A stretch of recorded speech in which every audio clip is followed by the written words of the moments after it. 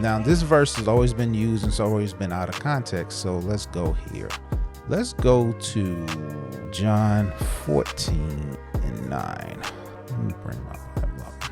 So it says, Jesus said to him, let me go back for some more context. And I didn't want to go back as far because I didn't want you to see this other part, but I'm going to show you. And that's the reason why I say I didn't want you to see it, because it's a poignant reason. Verse 8 says, Lord, said Philip, this is Philip talking to Jesus, show us the Father, and that's enough for us. So now this is the verse that's really always been used to say that Jesus is the Father, which has really been taken out of context, right? The other thing about this verse, what I read, I want y'all to get is who's talking, who's he talking to, and what's being established. Jesus said to him, have I been among you all this time without your knowing me, Philip? The one who has seen me has seen the Father. How can you say, show us the Father? Verse 10 says, don't you believe that I am in the Father and the Father's in me? The words I speak to you, I do not speak on my own. The Father who lives in me does his work. Now, verse 9 is this verse that's saying that I'm in the Father and the Father is in me. It's saying that Jesus is the Father, because he's saying that. Now, there's a lot of bad doctrine right here. But the worst part about it is the verse preceding this, because that's why I said this is cherry pick. If we know about John 14, this is the famous John 14 verse. So if we open up and go to the beginning of John 14, Jesus plainly shows you at the beginning, your heart must not be troubled. Believe in God, believe also in me. In my Father's house, it's already showing you a separation. Are many dwelling places? If not, I will have told you, I'm going away to prepare a place for you.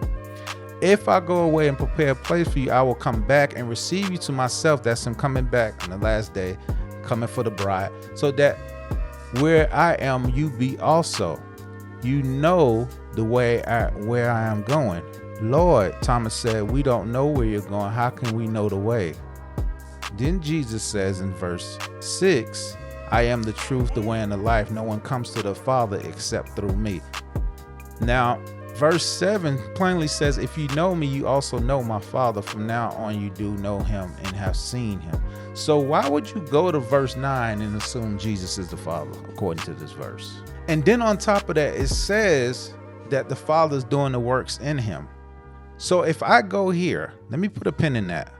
Let me say that if I go to Ephesians 4 and 6, it says, one God and Father of all, who above all and through all and in all.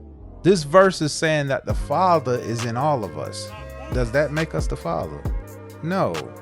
So why would that be a verse that you would cherry pick, when the thing that's even worse about that, if you go down some more verses back to John 14, he says, watch John 14:23.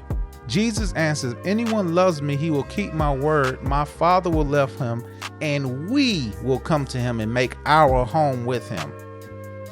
That's showing you two separate people. We will come and make our home with him. So now the thing is Jesus in me, or is the Father in me? I'll put a second. So if I go to Romans 8 and 9, says, however, you are not in the flesh, but in the Spirit, since the Spirit of God, that's the Holy Spirit, lives in you. But anyone does not have the Spirit of Christ, that's the Spirit of Christ, of Jesus, he does not belong to him. So now it's telling me that the Spirit of Christ is in me. It's telling me the Holy Spirit is in me. Go to 2 Timothy 1 and 14. Guard through the Holy Spirit who lives in us that good thing and trusted in you. So I just went to 4:6 of Ephesians, 4:6 of Galatians, and because your sons, God has sent the Spirit of his Son into our hearts, crying, Abba, Father. And I went to 2 Timothy 1 and 14. So now I see the Spirit of God, the Father, I see the Spirit of Christ, and I see the Holy Spirit is in me. All this is in me, though it's not me.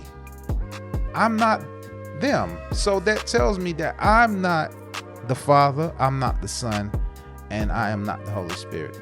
So when Jesus is talking to Philip, and he says that when you see the Father, you see me. He even tells you it's the words and the works that he's doing.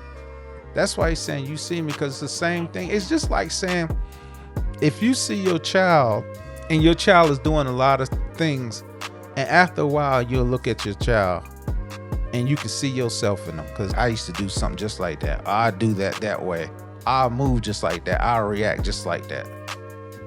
Believe me that I am in the Father and the Father in me. Otherwise, believe because of the works themselves. And then he goes on to verse 12 again, the separation. I assure you, the one who believes in me will also do the works that I do, and he will do even greater works in quantity, not quality, than these, because I am going to the Father. So it's already showing you that the Father and Jesus is not the same person.